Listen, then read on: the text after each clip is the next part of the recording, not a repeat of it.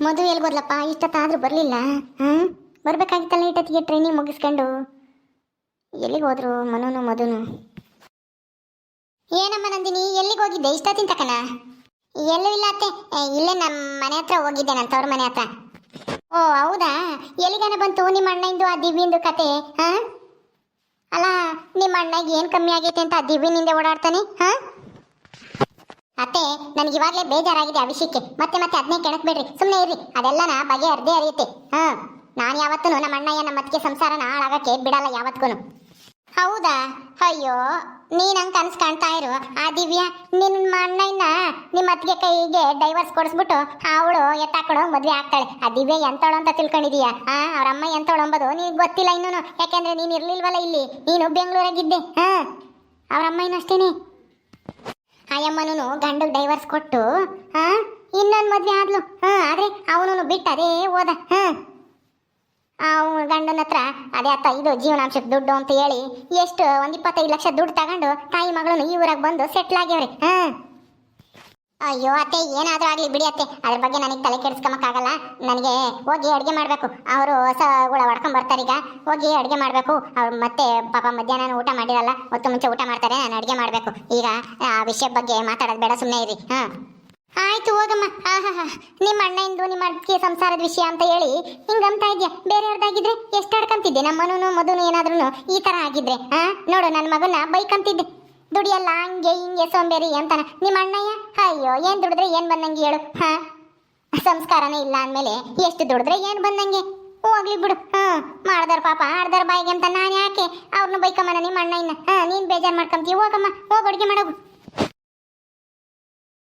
ಮಾತಾಡತಕ್ಕ ಮಾತಾಡಿ ಹೆಂಗ್ ಮಾತಾಡ್ತಾರ ನಮ್ಮ ಅತ್ತೆ. ನಮ್ಮ ಅಣ್ಣ ಈಗ ಬುದ್ಧಿ ಇಲ್ಲ. ಅಂತ ಹೋಗಿ ಆ ದಿವ್ಯನ ಜೊತೆಗೆ ಇದ್ದಾನೆ. ಅವಳು ಎಂತವಳು ಅಂಬೋದು ಅವನಿಗೆ ಗೊತ್ತಿಲ್ಲ ಅನ್ಸುತ್ತೆ. ಅವ್ರ ಅಮ್ಮ ಎಂತವಳು, ಅವ್ರ ಅಮ್ಮನೂ 2 ಮದುವೆ ಆಗೋಳಂತೆ. ಇವಳು ಇನ್ನೊಂದು ಸಂಸಾರ ಹಾಳು ಮಾಡಕ್ ನಿಂತವಳು ಆ ದಿವ್ಯ ಅಂಬಳು.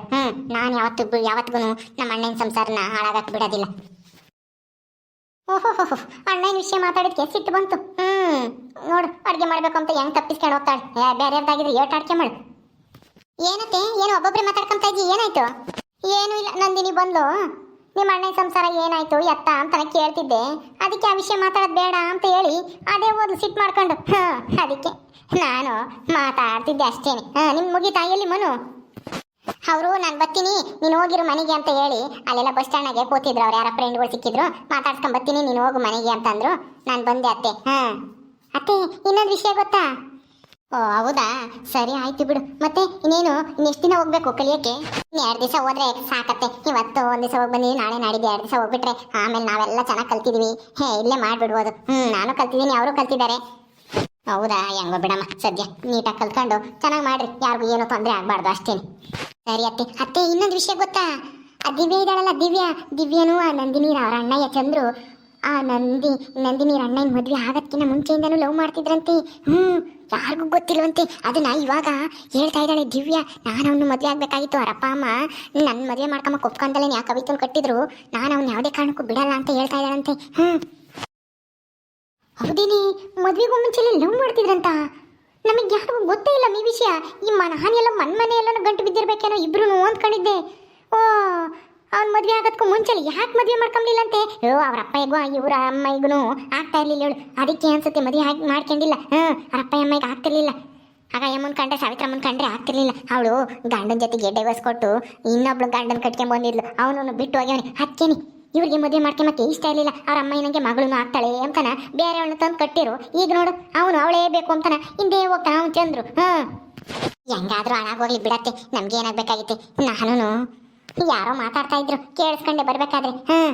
ಹೌದಾ, ನಡಿ ಒಂದ್ ಸ್ವಲ್ಪ ದಿವ್ಯನ್ ಮಾತಾಡ್ಸ್ಕೊ ಬರೋಣ. ದಿವ್ಯರ್ ಮಂತಕ್ಕೆ ಹೋಗಿ ಜಾಸ್ತಿ ದಿನ ಆಯ್ತು. ಹೌದಾ, ಯಾಕತ್ತೆ? ಅವಳೇನಕ್ಕೆ ಮಾತಾಡ್ಸ್ಬೇಕು? ಏನ್ ಕೇಳಬೇಕು? ಏನೂ ಇಲ್ಲ, ಬಾರೆ ಹೋಗೋಣ. ಅಲ್ಲಿಗೆ ಹೋದ್ಮೇಲೆ ಗೊತ್ತಾಗುತ್ತೆ ಯಾಕೆ ಏನು ಎತ್ತ ಅಂತಾನ. ಬಾ ಹೋಗೋಣ. ಅಲ್ಲಿ ನಂದಿನಿ ಒಳಗಿದ್ದಾಳೆ, ಏನು ಹೇಳಕ್ ಹೋಗ್ಬೇಡ, ನಡಿ ಹೋಗೋಣ. ಅತ್ತೆ, ಆ ದಿವ್ಯ ನೋಡಿದ್ರೆ ಆ ಥರದೋಳು ಅಂತ ಅನ್ಸೋದೇ ಇಲ್ಲ ಅತ್ತೆ. ಒಳ್ಳೆವಳೇನೋ ಅನ್ನೋ ಥರ ಕಾಣಿಸ್ತಾಳೆ. ಆದರೆ ನೋಡ್ದ, ಮದುವೆ ಆಗಿರೋ ಹುಡುಗನ್ನೇ ಬಲಿಗೆ ಬೆಳೆಸ್ಕೊಂಡಾಳೆ. ತತ್ತೋ, ಮದುವೆಗಿನ ಮುಂಚೆಲೇನೆ ಬಲಿಗೆ ಬೆಳೆಸ್ಕೊಂಡಾಳೆ. ಆದರೆ ಅವ್ರ ಅಪ್ಪ ಅಮ್ಮಗೆ, ಅವ್ರ ಅಮ್ಮನ ಮೇಲಿನ ಸಿಟ್ಟಿಗೆ ಇವಳು ಮದುವೆ ಮಾಡ್ಕೊಂಡಿಲ್ಲ. ಅದಕ್ಕೆ ಇವಳು ಈಗಲೂ ಅವನ್ನ ಬಿಡಕ್ಕೆ ತಯಾರಿಲ್ಲ. ಸುಮ್ಮನೆ ಬಾರಿ, ಇವಳು ಬಿಡ್ದಿದ್ರೆ ನಮಗೆ ಇನ್ನೂ ಒಳ್ಳೇದು.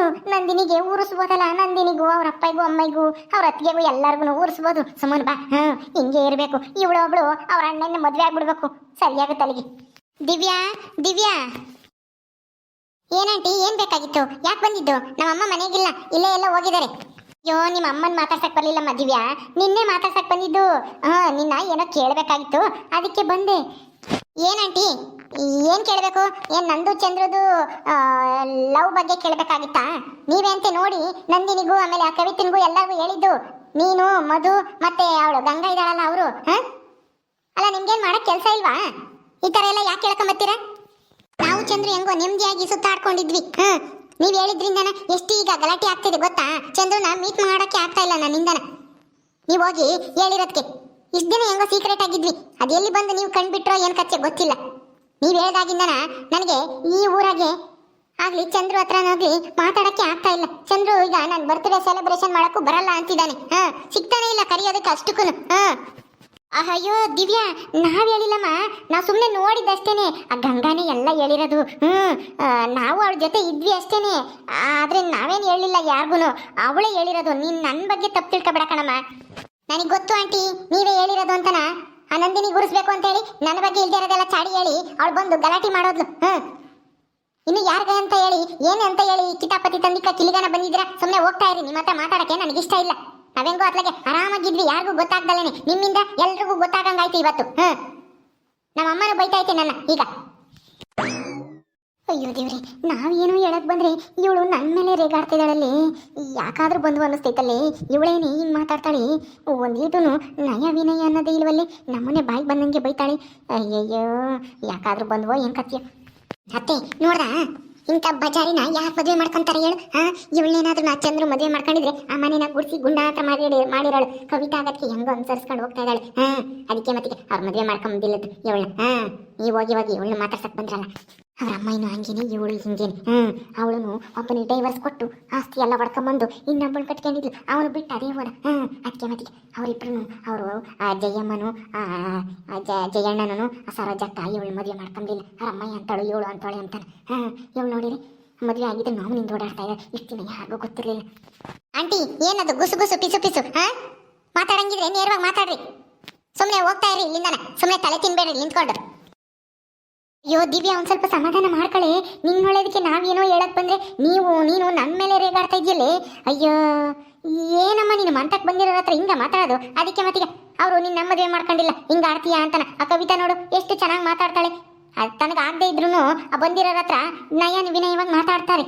ನೀನು ಹಂಗೆ ಇದ್ರೇನೆ ಆ ಚಂದ್ರನ ಪಡ್ಕೊಂಬಕ್ಕಾಗೋದು. ನಾವೇನೋ ಚಂದ್ರ ಬಗ್ಗೆ ಏನೋ ಹೇಳಕ್ ಬಂದ್ರೆ ನೀನು ನಮ್ಮ ಮೇಲೆ ರೇಗಾಡ್ತಾ ಇದೆಯಮ್ಮ. ಬಿಡು, ಹೋಗ್ತೀವಿ. ಹೋಗ್ರಿ, ನಿಮ್ಮನ್ನ ಯಾರು ಕರ್ಸಿಲ್ಲ. ನನಗೆ ಗೊತ್ತಿದೆ ಚಂದ್ರನ ಹೆಂಗ್ ಪಡ್ಕೋಬೇಕು ಅಂತನ. ನಿಮ್ಮ ಹತ್ರ ಏನು ತಿಳ್ಕೋಬೇಕಾಗಿಲ್ಲ ನಾನು ಅದ್ರ ಬಗ್ಗೆನ. ಇಲ್ದೇ ಇರೋದೆಲ್ಲ ಚಾಡಿ ಹಚ್ಚಿಬಿಟ್ಟು ಜಗಳ ತಂದಿಕ್ಕಿ ಈಗ ಒಳ್ಳೆಯ ತರ ನಾಟಕ ಮಾಡಕ್ ಬರ್ತಾ ಇದ್ದೀರಾ? ನಿಮ್ಮ ಉಪದೇಶ ನನಗೇನು ಬೇಕಾಗಿಲ್ಲ. ಸುಮ್ಮನೆ ಮುಚ್ಕೊಂಡು ಹೋಗ್ತಾ ಇರ್ರಿ. ಮತ್ತೆ ಇಷ್ಟೆಲ್ಲ ಅನ್ನಿಸ್ಕೊಂಡು ಇನ್ನು ನಿಂತಿದ್ರಲ್ಲ, ಬರ್ರಿ ಸುಮ್ಮನೆ ಹೋಗೋಣ. ಇವಳ ಹತ್ರ ಏನ್ ಮಾತು? ಇದಕ್ಕೆ ಮತ್ತೀಗ ಇವಳು ಮದುವೆ ಮಾಡ್ಕೊಂಡಿಲ್ಲ ಅವ್ರು. ನಡಿ, ನಮ್ಗೇನಾಗಬೇಕಾಗಿತ್ತು? ನಾವೇನು ಬುದ್ಧಿ ಹೇಳಕ್ ಬಂದ್ರೆ ನಮ್ಮ ಮೇಲೆ ರೇಗಾಡ್ತಾಳೆ ಇವಳು. ಬಿಡ್ತಾರಿಲ್ಲಿ ಏನೋ ದೊಡ್ಡದಾಗಿ ಬುದ್ಧಿವಂತರು ಅಂತ ಹೇಳಕ್ಕೆ. ಇವ್ರ ಬಗ್ಗೆ ನನಗೇನು ಗೊತ್ತಿಲ್ವಾ? ಇವ್ರ ಕಾಟ ತಾಳ್ಲಾರ್ದೇನೆ ಇವ್ರ ಗಂಡ ಎಲ್ಗೋ ದೇಶಾಂತರ ಹೋಗ್ಯವ್ರಿ. ಇಂಥವ್ರ ಹತ್ರ ನಾನು ಬುದ್ಧಿ ಕಲಿಬೇಕಾ? ಓಕೆ ಸ್ನೇಹಿತರೆ, ಈ ವಿಡಿಯೋನ ಇಲ್ಲಿ ಮುಗಿಸ್ತಾ ಇದೀವಿ. ಈ ಕಥೆಯನ್ನು ಮುಂದುವರಿಯುತ್ತೆ. ನಿಮ್ಮೆಲ್ಲರಿಗೂ ಈ ವಿಡಿಯೋ ಇಷ್ಟ ಆದರೆ ಲೈಕ್ ಮಾಡಿ, ಶೇರ್ ಮಾಡಿರಿ. ಹಾಗೆ ಇನ್ನು ಯಾರ್ಯಾರು ನಮ್ಮ ಚಾನಲ್ ಸಬ್ಸ್ಕ್ರೈಬ್ ಮಾಡ್ಕೊಂಡಿಲ್ಲ ದಯವಿಟ್ಟು ಸಬ್ಸ್ಕ್ರೈಬ್ ಮಾಡ್ಕೊಡ್ರಿ. ಮುಂದಿನ ವಿಡಿಯೋದಲ್ಲಿ ಸಿಗ್ತೀವಿ. ನಮಸ್ಕಾರ.